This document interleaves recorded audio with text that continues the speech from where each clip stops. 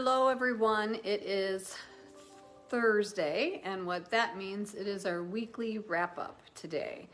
I first want to say thank you after baby's loss that we also had to say goodbye to Savannah Andre, and we're doing and sharing his memorial today. And again, thank you for your outpouring of support. We know this little guy may not have gotten all the attention of some of the big cats because he was a little, I would say, not shy, he was headstrong, so he knew what he wanted.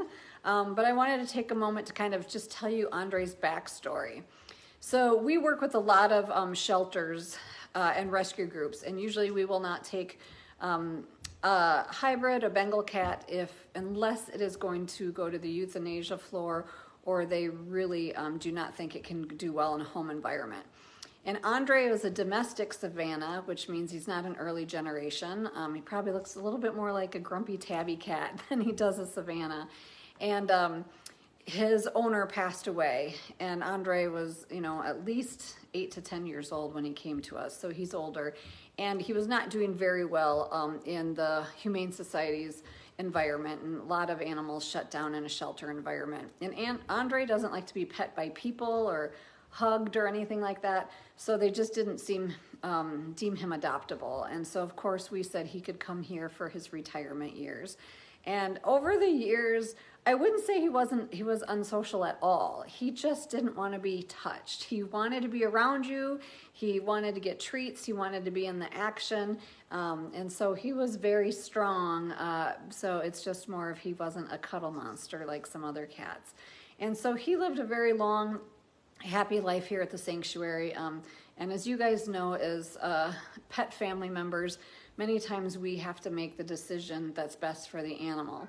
And so we have been watching Andre over the last year and a half. His arthritis has gotten worse. He was on pain management, but he was still jumping on his perches. He was doing everything, but he started plucking in areas which we knew can be a pain response to that arthritis, and we upped his medication. The day before his passing, he was picky with food and didn't want to eat, and so Dr. Campbell was notified, all the staff was notified, but he was still up at the fence doing his normal things, nothing too concerning. So we said if he didn't eat the next day, the next morning we were going to sedate for an examination, knowing he was a senior cat.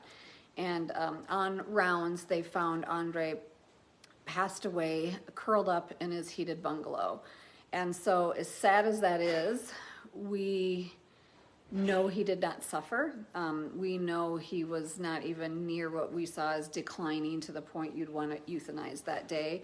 And so it was probably the most peaceful passing we could ask for. And sometimes we always say that was his way of choosing, and not many times does that get to happen. I think I can count less than on one hand how many cats have just passed away in their sleep. And so our veterinarian, Dr. Campbell, we definitely wanted to still do an necropsy and do a closer look, because we want to make sure there wasn't trauma. We want to make sure he didn't suffer. We want to make sure there wasn't a fight with another cat. And none of those signs were there, not even renal disease. So most likely he died of a heart attack or a severe, we don't know, we're guessing at this point, or a stroke of some type, but it wasn't. He was in the most comfortable position when we found him. So as hard as losing a cat you didn't expect to lose that day, even though he's older, it's still a lot of peace knowing that he got to go in his sleep and there was nothing traumatic. We didn't have to poke him. We didn't have to bring him in the hospital and hospitalize him for medication. So it's definitely a little bit, I think Cedar the bobcat was another one, Cheyenne a cougar, and there's very few that go that way. So it was, I think, much harder on the staff than it was for me, because it was shocking to them to find a cat they loved, even though he was curled up like he was napping, to be gone when they didn't expect it. But to me, I can see a lot of peace in not having to make that decision and not having to see that dramatic decline that was see with others. So thank you again for your outpouring of support. I want to take you through some happy animal updates, as well as some project updates that I think you guys will really appreciate.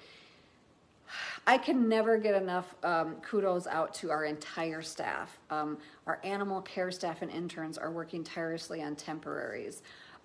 Joan, who does our volunteer intern program, continues to recruit volunteers and interns to help us through the summer month. You guys know Lynette, Sally, Gina, and Julie and Beth, who do so much of our donor one-on-one communication and just keep the office going, especially this time of year when we are looking at building Catio Town and bobcat yards, and we have moves going on, and I have rescues going on that I'm coordinating for other places, and things like that. It is so nice to know that the staff just keeps everything going, and they do it the TWS way, the way you guys want it done, the way the animals deserve it done, the way the donors deserve it done. So that's super awesome. But so there's been a lot of temporaries going up. I see Dahlia behind me. A lot of temporaries going up for the Bengal moves because those are starting to go. We're gonna really look at March 15th is the first date that Bengals that have to leave areas and go into temporaries will be there. Now there's been a lot of coordination of moves before then of who's gonna move where. And then I'm also coordinating with Dr. Campbell of who needs vet exams and can they be sedated at the same time and that kind of thing, so that we're doing only things once to an animal. So some of those moves that have happened are the Asian leopard cats. What is so cool now is that Rue moved, and so all Asian leopard cats, all of ours, are 9 of them, are in one of the bungalow areas with 3 different habitats. So Rue lives alone, but he's getting outdoor access for the first time today. So if you're a sponsor parent, look for photos and videos over the next week. As we know, the other 2 groups are in groups of 4, and they are spending so much more time outside than they ever have before. And I think it's more because they have friends, and then the neighbors are moving in, the other ALCs, and they're very, very curious. And of course, Fargo's there too, and I keep kind of joking that since Andre's passing, Harley might want to move into a different bungalow, and Jewel, who is such an elusive F1 Bengal, maybe she moves in with the ALCs, or maybe she moves where Phoenix and Bronx used to be. So we're still toying with the idea of where Harley and Jewel will move, since they're not bonded at all. Oops, I see somebody just gave me some stars and stuff, so that's awesome. And so that's been going on, and that's been wonderful. So with all the playing, little Aiden has been being gingerly on his paw. We haven't given any sponsor updates because there's nothing major to do. We're just watching right now. It does not look broken. It looks like he might have tweaked it. There's no bite wound or anything, but they are playing and running like crazy in their new areas. So we'll watch for videos and things to be shared on social media. So Sebastian the serval, who lives with Bobcat Luna, used to be in a really quiet space out in quarantine, and now we've moved them over to Small Cat Track. And they are next door to Little Diva, Zambuca, and Scarlet. And Sebastian went out right away. He's one of our oldest servals. He's arthritic and things like that. But he went out right away and started chattering to Little Diva. Little Diva, true to form on the shared wall, was wanting to smack him. But it was really nice to see. And then Luna didn't venture out at all. So we would open her room from Small Cat Track during the day, and she didn't come out. And then at night we closed her in, because whenever we move a new cat who's been in a closed top to an open top, we definitely want a lot of observations. And so we looked at the security cameras, set them up and everything, and was really waiting for her to move out. After 2 days, she didn't want to go out in daytime because obviously that she felt more exposed. So we set up the cameras to watch her to go out at nighttime. And she was very appropriate. She actually ventured out last night for the first time. Smelled everything, hid under everything, and came right back in this morning when staff and everybody was coming in. So we'll continue to watch her, but I think she's going to need a few dark overnights when she feels she's not being watched by humans, but we are on the camera, and we have overnight staff to watch. Luckily, we've never ever had a breach in our open tops, because those are definitely designed for the species that go into them, and they have recurve and they're tall and everything. But we take every precaution. We know that we are housing apex predators and wildcats, and we want them and the public to be safe at all times. And so that's really fun to watch next door. Let's see what else is going on. Oh, so then Hilo, Maximilian, and Thor, who all servals, actually moved out of the bungalow where Rue moved into. And then they moved to the first bungalow up front here where Hilo used to live a long time ago. And it seems like he knows it because he loves the commotion. He is out there chattering to everybody walking by. And they will be there temporarily, because then they're going to move to quarantine. And Savannah's Coco and Cine are going to move to quarantine during the Catio Town construction to see if we can merge them into one group. And we wanted larger spaces than the temporaries we building, because they're pretty big cats with pretty big personalities. So that's another thing that we're going to be watching. But to do that, we had to do some moves out of quarantine, which include Kaya and Bogart, as you know, bobcats that were introduced. And they moved to Sebastian Luna's old spot. So yes, there's a lot of moves going on. And they were kind of really preoccupied with the chipmunks above in the trees and the new area and the space, and they were more like brother and sister. Well, on rounds yesterday, they found them curled up together in the hammock in their bungalow. So I feel like a love connection is happening between those two, which is great. So I asked some of the caretakers, like, this is a lot of moves. You guys have done so many small cat moves, and we haven't even gotten to the big cat moves scheduled for the summer. And I was reminded that a couple times they had to move almost 16 cats in one day. When we had small cat track and we couldn't figure out what was going on, and we found this little spot of black mold in the corner, we ended up tearing out and gutted the entire building and moving all the cats off for their safety, and they had to move them all in one day. And so that was crazy. Do you remember the summer? We tore down old wildcat pines where all the bobcats lived, and then rebuilt their habitats and their building, their central building, and Pride Prairie all in one summer. So yes, we have a lot going on, but it's not the first year we've had a lot going on. And so that was super fun. Now we've been doing some enrichment. So when we have so much going on, really elaborate enrichment can be, time challenging. But the reality is you don't need elaborate enrichment to really stimulate a cat. And so something I had come up with a while back, and we're still working on, and we're hoping the cats like it, is that we've taken Baby, who was older, and saturated his bedding. And cougars like to pee in their dens, and so do lions, and so do servals, that we are taking a bag of each of urine-soaked bedding. We're taking them in really, really thick, huge paper, commercial-sized paper towel tube, or not paper towel, tubes like that you put posters in, drilling holes, and then smushing that bedding in there. So yes, you can do perfumes and you can do spices, but to actually have another cat scent that you can rub and cover up is an easy way. It's recycling. It's giving them a natural stimulator versus something man-made. And so we're hoping we get some positive responses from that as well. And so what we're creating is some grab-and-go enrichment for the staff, since they're trying to get most of their animal care husbandry done by 1 or 1:30, and then use the afternoon for all these projects of moving and constructing and a tear down of Catio Town. So it's kind of really going in a lot of directions right now. And then we've also been busy, so we have a new animal care intern starting again. We have 3 new volunteer vet techs, and it was really interesting because we know we did a post for a call out, if you've seen on Facebook, for wanting some certified vet techs to give them some volunteer opportunities and also help the cats. And I was surprised that we got so much negative feedback, but when I took some time, I realized it. I know working in the vet field right now is difficult and challenging.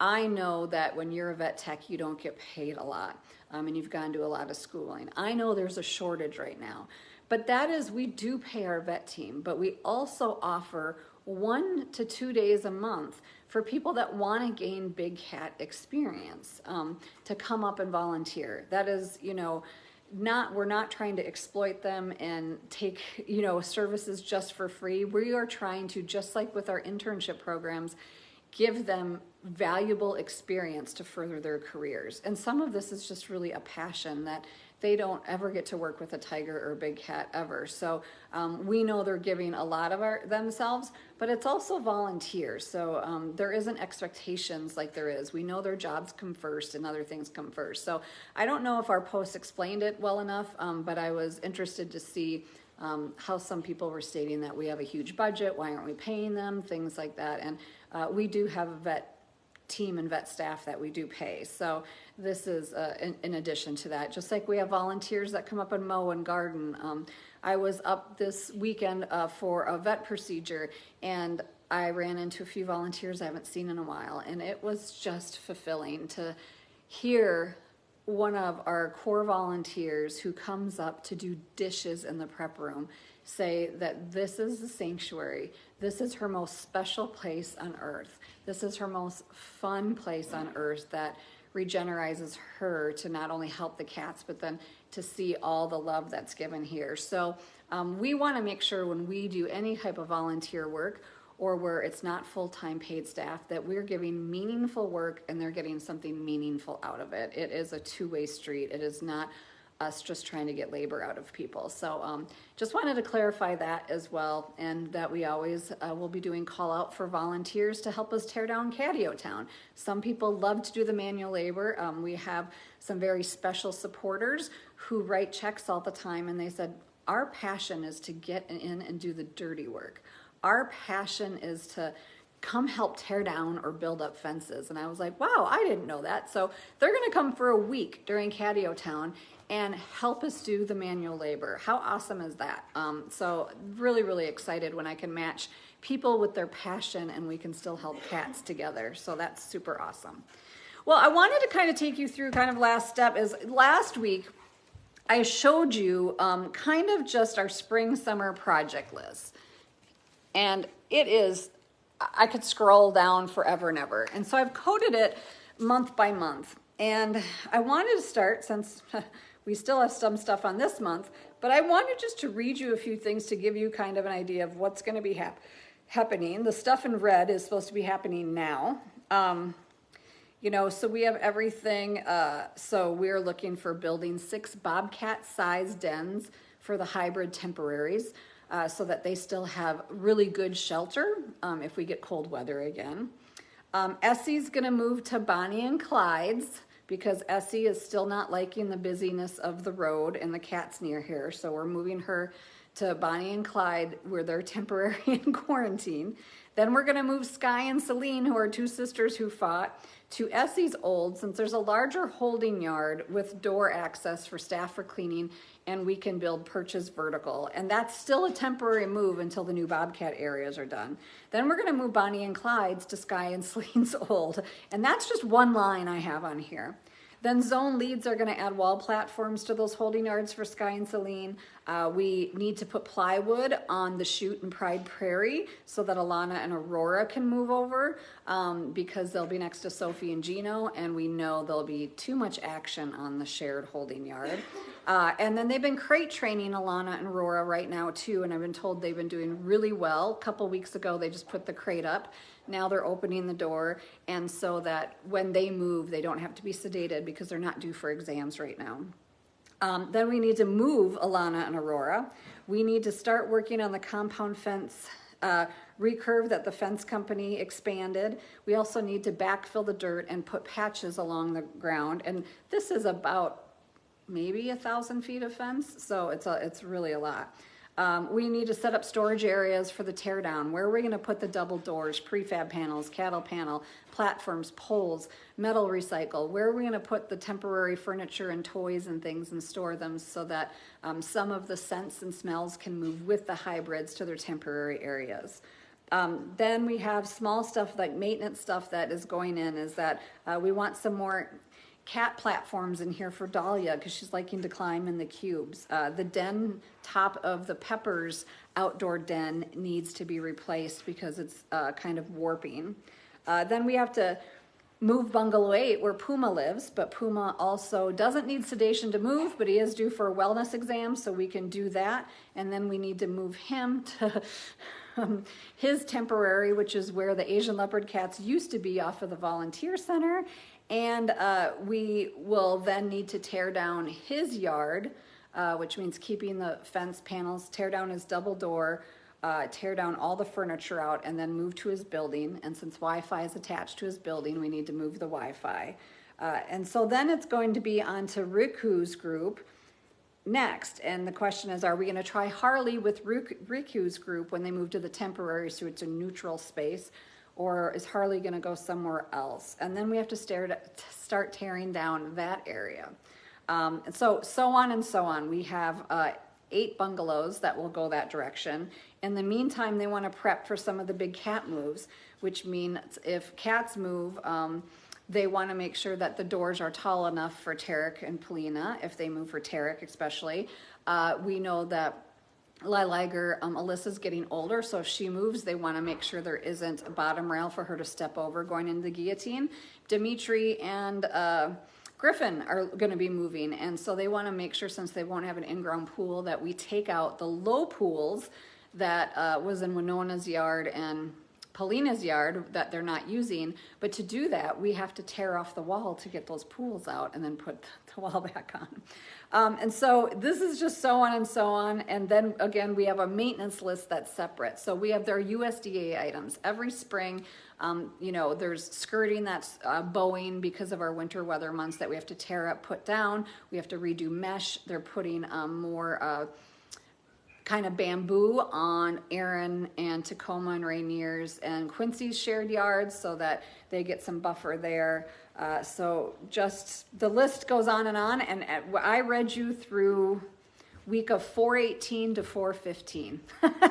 That's all I read you, was 418 to 415. So there'll be a lot more going on, but we'll keep you with us during the progress and everything this week. And then next week is Miracle Match.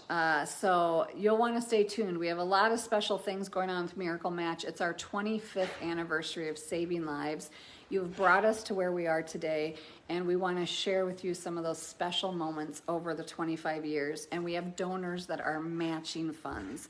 So that is amazing, because that money is not about the construction. That money is about the food, the electric, the vitamins, the vaccinations, paying the staff, the caretakers, intern stipends, equipment that's needed. So, you know, you guys help keep all of this going and all these moving parts going. And it's just awesome. And I think it's going to be really awesome at the end of the fall to see all that we have accomplished together. And then I have seen a lot of those wonderful, really special gifts of planned giving come through. As you know, this is going to be our first ever Legacy Pride on-site event this year, and we want confirmed Legacy members to be able to get a chance to come on site. We know Legacy gifts are the most intimate and special gift you can give when you're planning for when you're gone. It's a hard gift to ask for because we don't ever want to receive it. We want you guys to stay here on this planet. But what's really awesome is that, you know, you can help us be sustainable for the cats decades to come. And right, Emery, and that you can have your wishes met.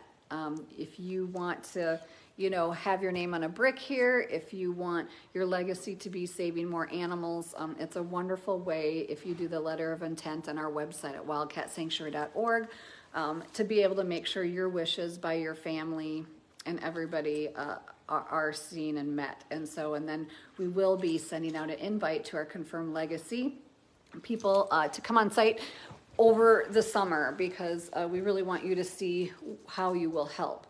And so definitely you can go to our website and learn about under donation legacy giving, which is awesome. And trying to think of what else. Next step is Sally's going to help us. We want to reach out to our monthly Pride members. So we have our sponsors, and wow, so many of you are sponsors. We have our legacy, and then we have our monthly Pride givers, which are bread and butter. And that means you can give at $5 a month or $10 a month, whatever is valuable for you. You can give at $500 a month. Of course, we take that. And so much of your money out of any other gift goes directly to the cats because there's no administration fee. We're not doing kits and photos and updates, and we love doing those for sponsors. But this is a sustaining program that helps us keep the lights and everything on all the time. And sometimes there are unsung heroes because you set up a recurring gift and you probably don't even think of it every month. And so Sally wants to reach out and thank all of you and kind of give you some new information of how even more money can go to the cats. So if you're a monthly Pride member, you might be hearing from Sally in the near future. And then also with that sponsorship programs, we will reach out to you on moves, mergers, or big medical things, but you can always reach out to Beth or Julie at their emails if you want a sponsor update on your cat. And I do have a really good update. So Sebastian Stan is a 15-year-old domestic Bengal. He looks a lot like Benny from here in the office. And he was rescued when some national groups shut down Tri-State Zoo on the East Coast. And I remember visiting there to see the animals, and there was this little marbled Savannah cat in this enclosure there by himself. And we have Savannah cats in enclosures and bungalows, and we give them a lot of attention and everything like that. But he had really touched my heart. So a couple years later, when the facility was shut down, we were asked if we would accommodate Sebastian Stan into our program. And really the only information we had on was that he was really old. He did have upper arrest. He did have ear mites when he came. And then he tried to kill another cat when he was like under a year old. And at that point, we don't know if he was intact or how the merger happened, but he'd been alone ever since then. So when he came here, we actually merged him into our intern house here called the Bobcat House. And he hadn't had any litter box issues, mostly because he was living alone. And we had an intern, Marie, who fell in love with him as an intern living in the house, and she has become a permanent caretaker here at the sanctuary, and she's going to be moving out on her own, and came to me and said that she's felt really bonded to him, and would it be possible to adopt him? She said, I know probably not, but I'm going to ask. And we don't adopt out a lot of our cats because they're kind of everybody's cat. I think if I adopted about Josie, the staff would all leave. But Sebastian Stan was at an intern house. We're in between new interns, so the new interns don't know him very well. And it just is the right thing for Stan. And so I was just so gracious that one of our staff members had bonded with an older cat that finally gets his forever, ever, ever home. He had one here, and he had a lot of love and a lot of attention from rotating interns, but now he gets his person. So that is so awesome and wonderful, and I'm so thankful. So we did let Sebastian's Stans, is what we call him, Sebastian Stans, sponsors know that he will be moving to a permanent home, and that they could transfer their sponsors to another cat that needs their support. So when we have happy endings like that, it's very, very awesome. So it's a good way to end today, because we started with sad news and we're ending with happy news. That's the cycle of rescue, and we all keep going and working together for those happy, really special moments. So thank you guys, and I hope you have a great rest of your week.